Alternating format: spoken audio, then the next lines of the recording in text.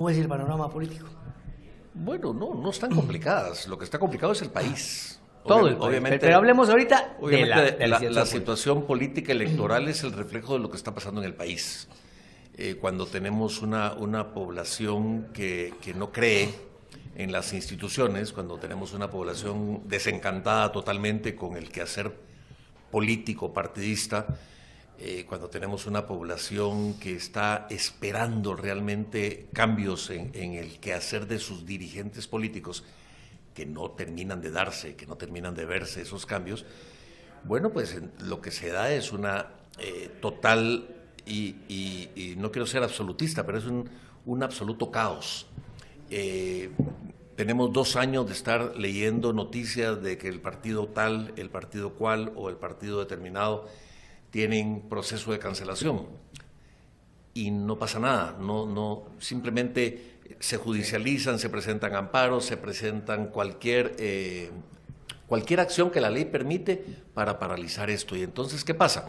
Que estando a menos de 1 año de las elecciones, la población no sabe si sí, si no, si con quién sí o con quién no. Y lo que es peor, y es que a todos nos ha pasado, y estoy seguro que a usted que nos está viendo en su casa le ha pasado también, es que ya no creen lo que les dicen los dirigentes, porque hay dirigentes que están mintiéndole a la población, dirigentes que engañan a la población, la engañan diciendo que el partido está vigente cuando no es cierto que está vigente, está suspendido. Sin embargo, cuando se va uno al sitio del Tribunal Supremo Electoral, a organizaciones políticas, ahí todavía aparecen partidos, pero con una anotación abajo que dice suspendido, pero con un amparo pendiente de resolución. Eso la gente no lo lee, pero si lo lee tampoco lo entiende. Sí, y Oscar Rodolfo, hay una cosa interesante. La carátula del periódico del día de hoy anuncia que el Tribunal Supremo Electoral ha anulado las asambleas realizadas por la Unión Nacional de la Esperanza y que el Departamento de Organizaciones Políticas del ente electoral dejó sin efecto los resultados de esos eventos políticos y que Sandra Torres convocó, a los cuales Sandra Torres convocó desde el 2021. Esto deja sin piso a la candidata pues de la Unión Nacional de la Esperanza, que pues tiene un voto duro fuerte. Por lo menos ese piso. Al menos ese piso, ¿verdad? Sí. Entonces yo siento que tu análisis es bastante acertado en cuanto al concepto del desencanto que hay en la política. Ahora, hay algo que hay que entender, y más que entender hay que comprender. La señora Sandra Torres sale diciendo, la UNE está más fuerte que nunca. Cualquiera puede decir, pero ¿cómo es posible que lo diga cuando le están cancelando el partido? Sin embargo, siendo ella una señora de largas horas de quehacer político, cuando ella dice la UNE está más fuerte que nunca, está diciendo yo soy... Está hablando a la gente, se está refiriendo a las personas, no al partido en sí, porque el partido en sí, en efecto, de acuerdo a la información, está siendo ya sí, ella mantiene una pero la gente está unida alrededor de ella. Exactamente, es que la UNE es ella. Exacto. La UNE es ella. Vamos a hablar acerca de ese tema, el tema del caudillismo, Oscar Rodolfo, y claro que hay muchos temas para platicar con vos, y debo decirle que es una persona también que la conozco hace muchos años, por eso me doy el lujo de tutear. Por favor, Oscar Rodolfo, qué honor el mío, mi querido Richard. Claro, mi antiguo dijo el otro. Pues mire, Oscar Rodolfo, marcas, nombres y marcas, eso es algo importante en este momento. Pues como asesor político, como analista, encargado de imagen, sabes que la política y los productos son eso, marca. Sandra Torres es una marca. Totalmente. Vos sos una marca. Todavía está presente en la mente de los guatemaltecos. Yo, por lo menos me acuerdo de aquello, sin dueños ni patrones. La campaña del PAN que tuviste hace 15 años. Hace 15 no, y es años. que yo me he ganado la vida como comunicador y quiero decirles al pueblo de Guatemala que nos está viendo que ese fue un mal eslogan. Desde la percepción de un comunicador, desde la percepción de un publicista, era un mal eslogan porque había que explicarlo. Sin embargo, tuvo pegue, sin dueños ni patrones, porque yo quería decirle a la población que yo era un candidato sin dueños ni patrones. Que un candidato libre. Exactamente, un candidato libre. Sin embargo, cuando tienes que explicar un eslogan, entonces no te da el tiempo, no te da la posibilidad. no es como otros productos, otros eslogan de productos que tienen vigencia eterna, que sí tienen tiempo de explicarlo. ¿Se recuerdan? El PAN responde. Y ojo, hablaba de marcas, sí, marcas y símbolos. Hay partidos hoy que tienen muchísimo dinero invertido en campañas en penetración de símbolo. PAN, UCN, UNE, son partidos ya anquilosados en que el símbolo, la gran mayoría de los guatemaltecos lo conocen. No estoy diciendo si les gusta o no, porque eso es motivo de otro análisis, pero por lo menos los conocen. Pero a partir de ahí ha venido una serie de nuevas agrupaciones políticas con una diversidad de símbolos, algunos bastante conocidos, como el caso de Unionista, como el caso de Viva, como el caso de Creo, que es una nueva camada de símbolos. Pero a partir de los nuevos gobiernos que llegaron con un partido nuevo, entiéndase FCN Nación, y Vamos, ha proliferado una serie de nuevas agrupaciones con nuevos símbolos, virtualmente desconocidos. O sea, la gente no los conoce.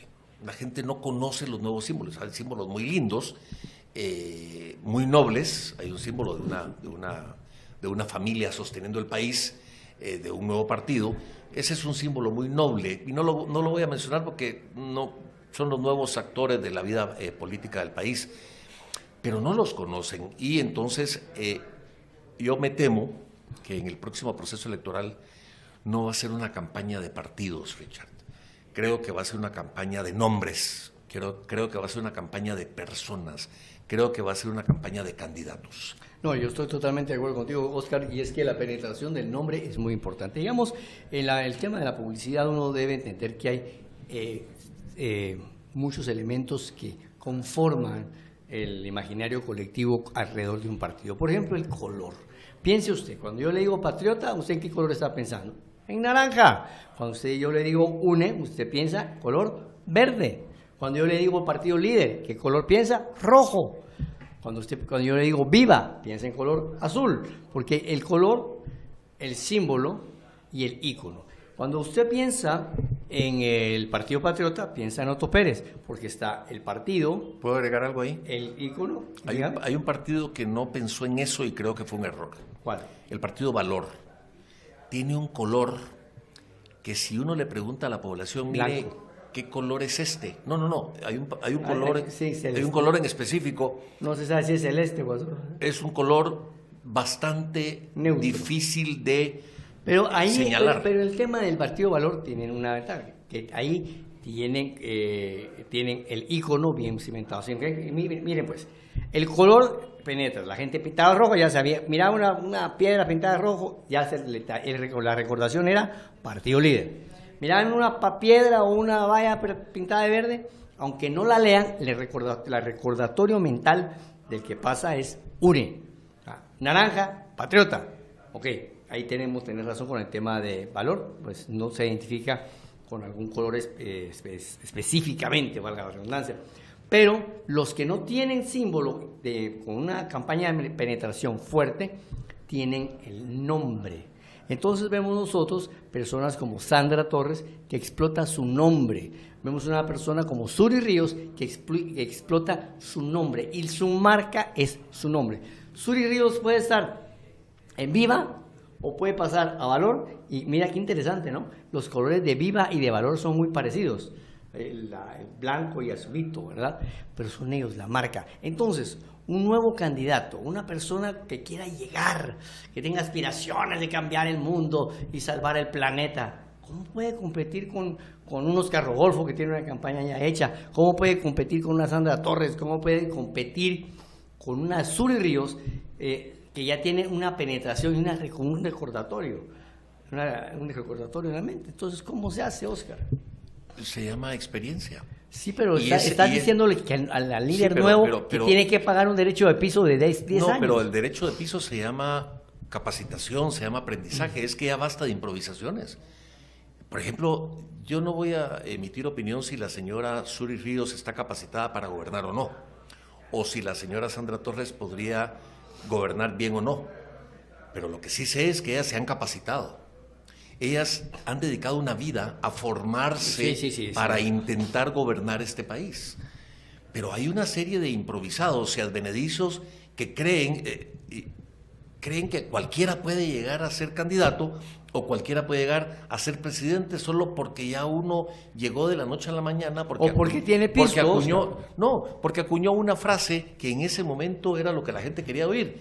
Pero eso es un efecto que no se va a repetir siempre, porque cuando votemos para la máxima magistratura del país, tenemos que pensar en gente con experiencia, con gente con capacidad, gente con honradez, gente que le pueda decir a la gente, mire, investígueme, analice, revise, vea, escarbe un poquito, levante las alfombras. Eso es contra lo que hay que competir, contra la capacidad. Independientemente de si nos gusta o no, porque estoy seguro que la población que nos está viendo tendrá parte de su corazón, algunos con la señora Zully Ríos o con la señora Sandra Torres, o no importa con quién, lo importante es que investiguen, que se tomen el tiempo, porque en 51 semanas vamos a tener un momento, y yo quiero trasladarles esto a usted, mi querido Richard, y a ustedes que nos están viendo. Van a tener un momento en el que van a agarrar un bolígrafo y van a marcar una X en un símbolo y en una cara. Ese momento se dice muy fácil, pero le estamos entregando un mandato, porque es eso, es un mandato a una persona para que por los próximos 40 años dirija los destinos de nosotros. Y va a dirigir los destinos de su familia, de sus hijos, de sus nietos si los tiene. Va a dirigir los destinos de la economía, va a dirigir los destinos de las reglas claras, va a definir los destinos de lo que nos conviene o lo que nos perjudica. Eso es contra lo que hay que competir, contra la ineficiencia, contra la discapacidad de principios, la discapacidad de improvisación. Ya basta de estar improvisando, Richard. Es que no podemos ser un país en el que cada vez estamos peor. Y no es que sea tremendista, ni mucho menos apocalíptico, pero es que yo, en una gira que hice conociendo a la población en el interior, cuando fui candidato presidencial en el 2007, y ahora que lo hice a principios de este año, miraba que los niveles de pobreza se han incrementado. Cuando yo era niño, yo crecí, soy de provincia, soy de Puerto Barrios. Los medios de comunicación eran la radio, la prensa, ya no se miraba la televisión cuando yo era niño, pero no se escuchaba que hubiera gente que se muriera de hambre. Bueno, se moría la gente por enfermedades, por accidentes, por violencia, si tú quieres, pero no que se muriera de hambre. Sin embargo, ahora, con la tecnología, con la electrónica, con todo lo que tenemos a nuestra disposición, siendo nosotros el país que podría brindarle, y después vamos a hablar de eso, alimentos de hortaliza, de verduras, de todo lo que se produce en el altiplano a Centroamérica, claro. Tenemos gente que se muere de hambre. Es que eso no puede ser. Y eso llora sangre, pero ¿a quién le echamos la culpa? Las personas tienen la costumbre, y esto lo veo hace mucho aquí en la cabina, es que el presidente, vea, Alejandro Yamatei llegó y los problemas ya estaban, no se los heredaron. ¿Cómo los ha enfrentado? Son los 50 centavos, otra opinión, pero las cosas que han sucedido en Guatemala son producto de años de descuido. El sistema de salud, cuando empieza la pandemia, ya estaba colapsado. Ya estaba colapsado. Yo, por ejemplo, ayer tuve una muy buena experiencia en el centro de salud. A mí me pareció bien.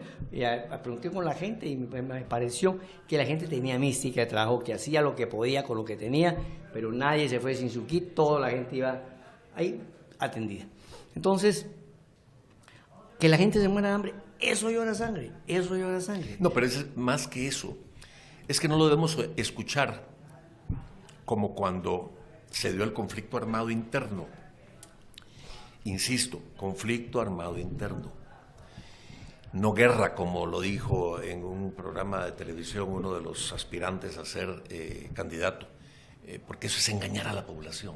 Lo que hubo fue guatemaltecos enfrentándose por un, comillas, motivo específico, y no lograron el reconocimiento internacional. Los que saben de derecho internacional saben que nunca obtuvo ese enfrentamiento, nunca obtuvo el tratamiento de conflicto armado, porque entonces sí obtenían el beneficio de las instituciones internacionales. Fue enfrentamiento armado interno, que es técnicamente diferente. Pero los guatemaltecos que vivíamos en la capital en ese entonces hablábamos de ese enfrentamiento armado interno porque nos enterábamos en la televisión. No lo estuvimos viviendo, pero las personas en San Martín Jilotepeque, en San Juan Comalapa, allá en Santa María Nevaj o en San Gaspar Chajul, ellos sí lo vivieron en carne propia. Entonces ahora, cuando hablamos de que la gente se muere de hambre, lo vemos porque lo vemos en las noticias. Y lo vemos por allá, pero está pasando. Está pasando. La gente en Camotango, en este momento hay niños que no cenaron, no desayunan y no tienen expectativas de almuerzo. Eso es lo que yo decía. Richard, hoy se va a ir a dormir muchos guatemaltecos sin haber cenado. Eso no lo podemos seguir permitiendo. No podemos seguir ser una sociedad. Eso está muy bonito en el discurso. ¿Cómo se arregla? Haciendo equipo. Es como se arregla. Tú hablabas de la improvisación. Vamos a ver una cosa. Candidatos presidenciales preparados para gobernar. Okay. Que sean hombres o mujeres con la formación académica que les permita tener un concepto general de lo que es el gobierno, de lo que es el Estado de Guatemala, lo que es el gobierno de Guatemala. ¿Cuántos puestos hay ahí necesarios? Hay una cantidad de situaciones y de instituciones en el Estado que uno se queda asustado. Hay direcciones generales de todo tipo. Un presidente debe tener una noción clara de qué va a llegar a encontrar al Estado. Pero no puede cambiar las cosas solo, Oscar Rolfo, y permíteme en ese sentido. No puede cambiar las cosas solo, porque una golondrina no hace verano. Se necesita equipo. Un equipo de personas que tengan la misma visión que el candidato presidencial, que tengan la misma motivación, la misma honradez. ¿Ah? Porque ahí está el huevo del urraca, dice allá en Oriente. Ahí está el huevo del urraca. ¿Por qué? Porque usted llega el señor presidente, se instala como mandatario, pero ¿quién va a poner la Dirección General de Transporte? ¿Quién va a poner la Dirección General de Caminos? Es complicadísimo, porque las calidades morales del equipo deben ser iguales o mejores que las del presidente de la República. ¿Y qué partido en este momento tiene los cuadros se le llama a los integrantes, tiene los integrantes con esa misma visión, con esa misma formación? Recuerdo yo hablar con los ex miembros de la Democracia Cristiana, Ricardo Gómez, Chato Alonso, Alfonso Cabrera, y estas personas de alguna manera se prepararon, estudiaron para hacer lo que llegaron a hacer. Y los partidos capacitaron a sus bases. Capacitaron a sus bases por lo menos en los ideales. Ahora, imagínense usted, la UCN de Jorge Carpio, el PAN de los 90s, se capacitó a Yo me acuerdo cuadros. del PAN tenía gente. Mira, por supuesto. Mira, el canchazo. Álvaro Arzú estaba rodeado de empresarios y gente que tenía alguna noción del Estado. Pero el mismo Álvaro empezó a conocer el Estado, porque llegas y te encuentras con que el ministro de Salud llega y no puede cambiar una secretaria. ¿Por qué? Porque el ministerio está emplazado, tiene 54 sindicatos, y una cosa es decir, vengo con ganas de cambiar, y otra cosa es, puedo cambiar. ¿Por qué? Porque en el poder existen porcentajes. Déjeme comentar esto, Oscar Rojo, y quiero que te termine la idea. En el poder existen porcentajes. A Vinicio Cerezo le preguntaron, ¿cuánto poder tiene usted en el gobierno? Y él dijo, 30%. Ahora yo te pregunto a ti, después de esta exposición, si Oscar Rodolfo Castañeda volviera a participar, cosa que lo vamos a ver más adelante en el programa, cuéntanos, ¿con cuánto poder llegarías? Con todo. ¿Y los poderes fácticos? ¿Qué vas a hacer con los nuevos poderes fácticos? Ahí entra dejemos los viejos. Esa frasecita de sin dueños ni patrones. Es que, ¿por qué? Y lamento escuchar que el presidente Cerezo haya dicho eso. Me desilusiona un poco haberlo escuchado. ¿sabes por qué? Porque el poder es para ejercerlo. Sí, y los poderes fácticos. En ese momento, Oscar Rodolfo tenía la sombra del ejército atrás y era el primer presidente democrático. Tuvo 30 intentos de golpe de Estado, papá. Sí. Entonces no tuvo capacidad de maniobra. la tuvo desde el momento en que no le dieron el golpe. Exacto. O sea que hay que redimirle eso. El poder es para ejercerlo. Y aquí los poderes fácticos a lo que hay que llamarlos es a la mesa para gobernar como debe ser, pero con el poder del respaldo popular. No nos equivoquemos. Los empresarios están necesitados de que haya un gobierno que ponga las reglas claras para ellos ejercer lo que tienen que hacer. Un ejercicio, y se lo hacía yo en una reunión, teníamos una reunión donde nos juntábamos empresarios, profesionales los miércoles, un grupo muy interesante, y les decía, háganme un favor, hagamos el ejercicio. Dicen, es que el sindicalismo, díganme 3 líderes sindicales que hoy merezcan el reconocimiento de que son líderes de verdad que están ejerciendo una acción en beneficio de sus agremiados. Díganme 3. Solo me pudieron decir 1. Y no se expresaron precisamente como lo mejor, sino que solo me pudieron mencionar 1. Vayamos a los otros grupos, hablemos de la academia, donde está la cuna de los eruditos, de los académicos, de los doctrinarios, de los que tienen que enriquecer a una sociedad, porque son los... Vaya, en la antigua Grecia se llamaban los aristocráticos, la aristocracia. ¿Dónde está la academia? Cuando debemos el mal ejemplo que la tricentenaria, sus rectores estaban guardando prisión hasta hace unas pocas semanas por actos de corrupción, donde vemos que la Universidad de San Carlos, a la que yo respeto mucho, no es mi alma mater, pero he sido invitado a dar conferencias ahí en la Universidad de San Carlos. Anuncio aparte, yo estudié 3 carreras universitarias, pero soy landivariano. Miren el problema en el que están, que dicen que el nuevo rector se está volviendo loco. Y dice, ¿cómo así? Sí, es que cada vez pierde más facultades. ¿Cómo es posible que la nave insignia de la educación en Guatemala, como es la Universidad de San Carlos de Guatemala, esté padeciendo los problemas que está padeciendo con un rector que no tiene el reconocimiento de todas las facultades que lo agremian, con un Consejo Superior Universitario totalmente desfasado? Entonces, esa es la realidad de lo que estamos teniendo en el país, y por eso es que tenemos que sentar las bases que el poder se tiene que ejercer. Hay que, perdón lo coloquial, pero hay que somatar la mesa y hay que llegar a gobernar, no a ser bombero.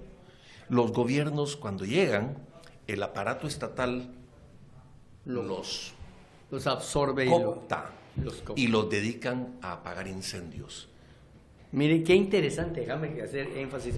Hay que poner hashtag Oscar Rodolfo, los presidentes solo apagan incendios. Y es que no hay políticas de Estado, no hay políticas de Estado a largo plazo. Los presidentes llegan a apagar incendios, no a sembrar para el futuro. Decía, bueno, pero decía Winston Churchill, es que políticas de Estado es muy grande. Dice, mira, el verdadero político no gobierna para la próxima elección, gobierna para la próxima generación. Eso lo dijo Winston Churchill. Entonces, ¿cómo podemos hacer cuando llega el presidente Alejandro Yamatei? Y el hombre llega con muchas ideas, 4 campañas, preparado, conoce el Estado, pum, y le cae la pandemia. Y el hombre lo agarran fuera de base, porque lo que tenía pensado hacer, pues que iba a poder hacerlo. Yo creo que hasta ahora está empezando a hacer. Hasta ahora yo veo, yo lo veo, y yo veo los resultados. ¿Y saben qué? Yo estoy en desacuerdo con esa reforma constitucional de haber reducido el tiempo del término presidencial. Pero vamos a hablar de eso y otras cositas más después de este corte comercial.